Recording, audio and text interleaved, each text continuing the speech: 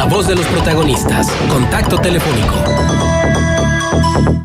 Diana, muy buenos días. Gracias por acompañarnos vía telefónica desde Barcelona.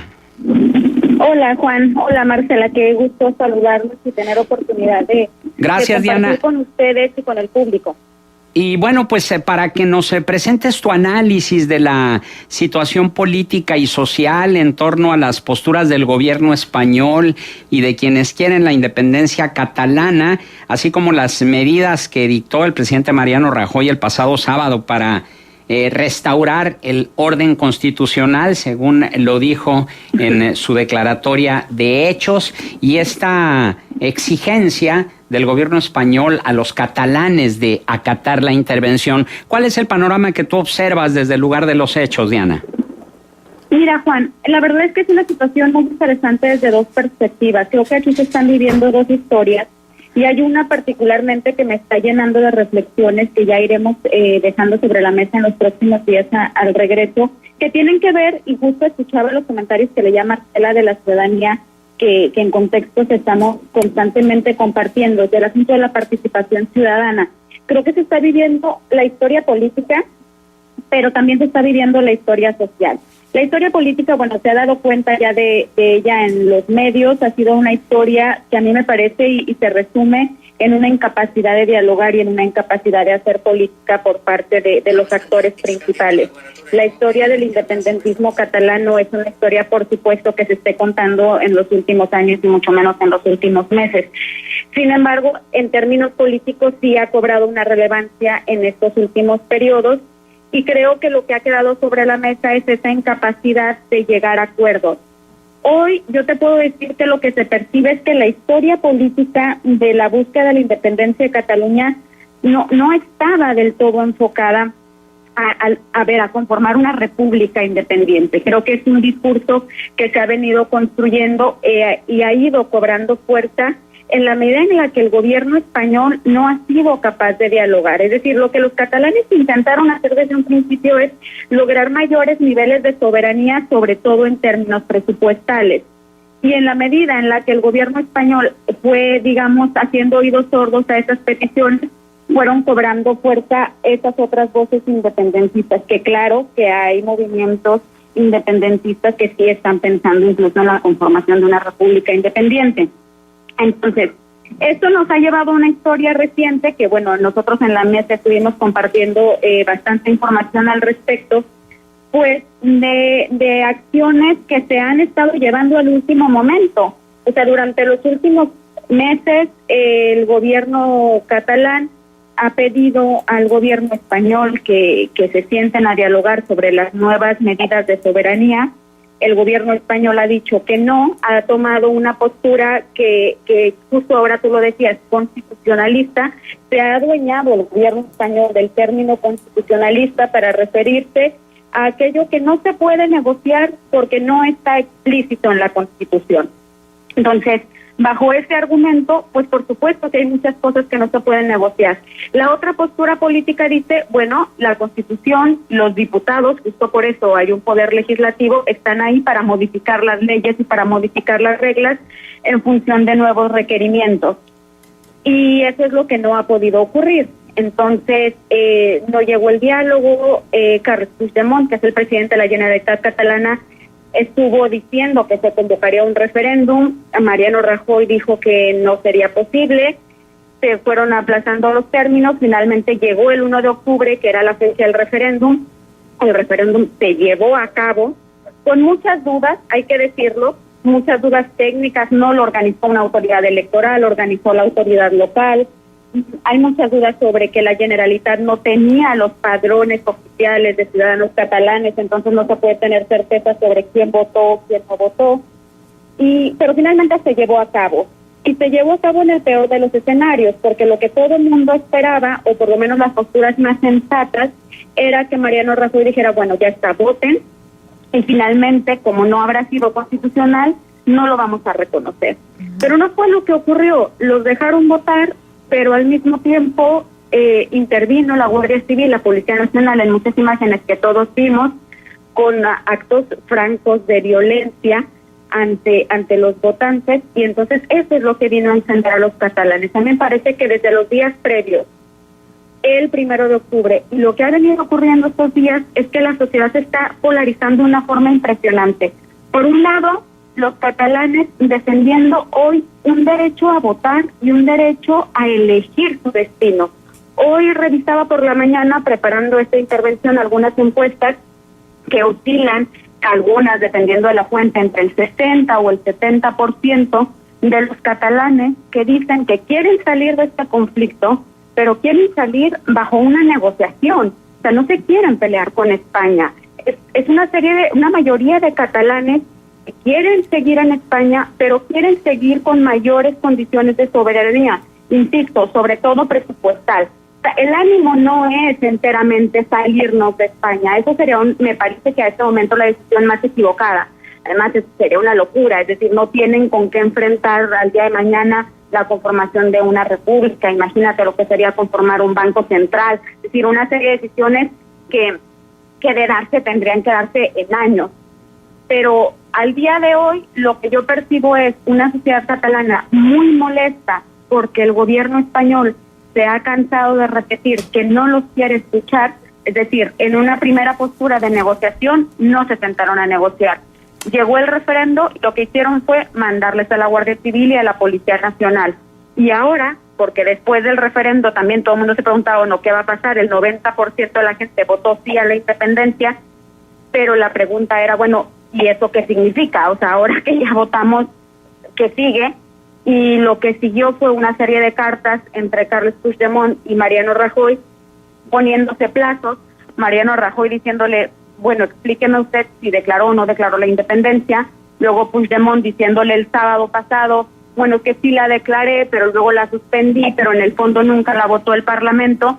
Y hoy lo que queda de manifiesto es que están ganando tiempo, es que siguen aplazando el proceso para poder finalmente llegar a una negociación. A mí lo que me parece es que ya ambos se han llevado contra la pared y la sociedad es muy polarizada. El sábado, Mariano Rajoy, como bien decías, sale a anunciar que finalmente va a aplicar el famoso artículo 155 de la Constitución, que es un artículo 155 que lo que plantea es la posibilidad de que el Estado español intervenga en las autonomías cuando éstas tengan alguna condición que imposibilite su gobierno.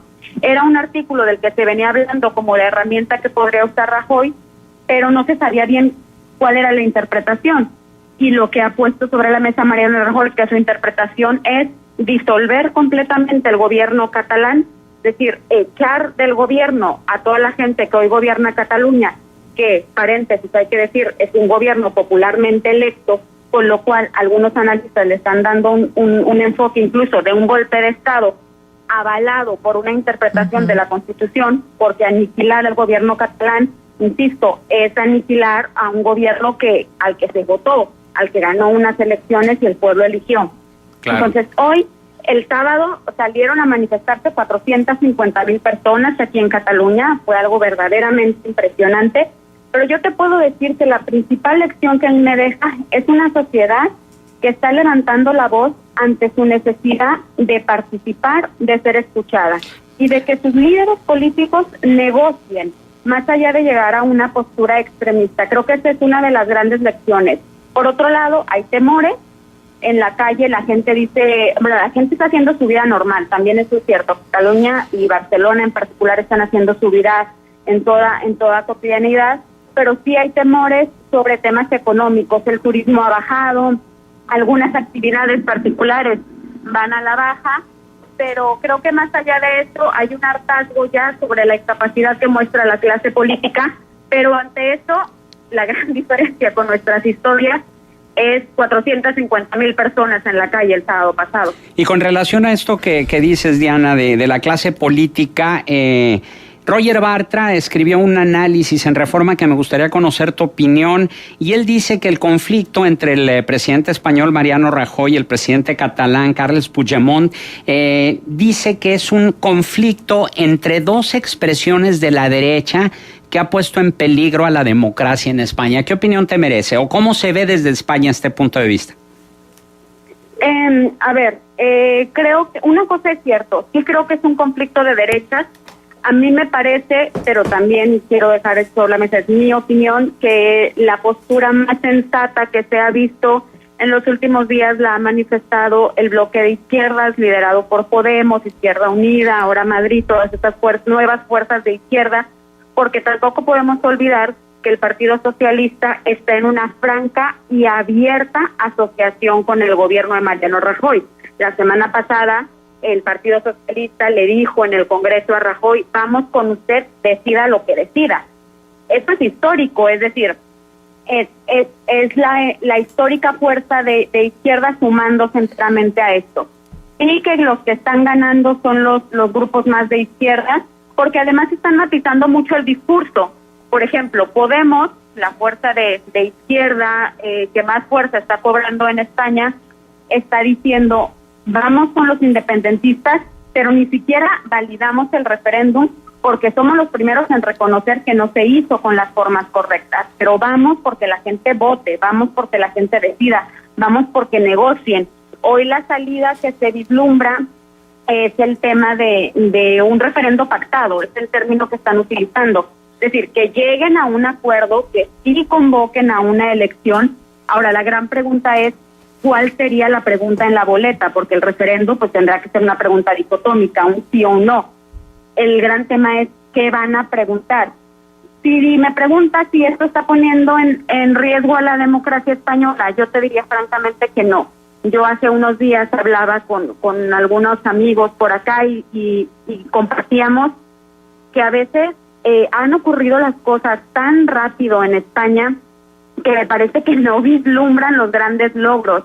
Desde mi perspectiva, Juan, yo pienso, una sociedad con poco más de 30 años de democracia, que esté en posibilidades de debatir a este nivel si una comunidad se quiere independizar o no, que quiere debatir si la comunidad quiere tener más idea sobre la definición de sus presupuestos o no, ese es un gran logro democrático. O sea, me parece que es algo que luego la ceguera de taller no les permite ver.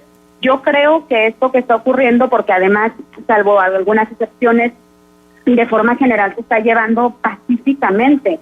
Entonces ya quisiéramos muchas democracias con más años de existencia, o por lo menos teóricamente, tener la posibilidad de que una comunidad, un estado, por ejemplo en nuestro caso que es una federación, pudiera discutir en el Parlamento Nacional la posibilidad de que queramos o no queramos más soberanía para nuestro estado.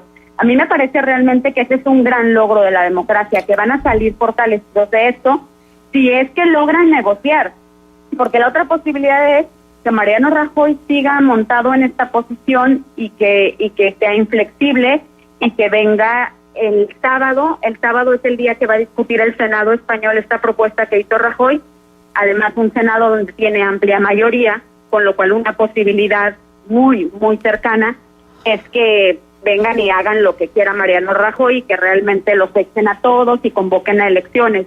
Me parece que si eso termina por ocurrir, se van a ver bastante afectados por asuntos de participación ciudadana, ¿no? Ahora, oye, no podemos olvidar que detrás de esto vienen los vascos. Diana, sí, creo que sí. ¿Cómo estás? Espero que estés gozando de la ciudad condal, que es maravillosa. Pero déjame preguntarte una cosa. Creo que sale del contexto de la revisión los hechos históricos que han acompañado a Cataluña en relación a su posible independencia de España. Pero hay que recordar también que estamos ante una conformación geopolítica muy distinta a la nuestra, puesto que allá en España hay 17 comunidades autónomas donde se reconoce y además se garantiza el derecho autonómico, donde el Parlamento y donde el gobierno son autonómicos. La Generalitat es una definición de esta autonomía, y que entonces históricamente ha habido esta necesidad como de reconocerse distintos, de verse distintos, porque los catalanes además tienen un sentido regionalista a ultranza, donde su idioma, por ejemplo, está vivo, donde sus costumbres están vivas, muy independientes de las costumbres e inclusive el idioma mismo de España. Sí. Sí, yo creo que, y eso es algo que no se puede obviar, Marcela, por eso yo empezaba diciendo, lo que no podemos hacer es entender esto como un fenómeno político de la actual administración española. O sea, el nacionalismo catalán es un asunto de origen de los pueblos, no muy parecido a lo que les sucede a los vascos. O sea, a ver, el pueblo catalán como tal, como identidad cultural, como identidad geográfica, es pueblo cientos de años antes que existiera el Estado español.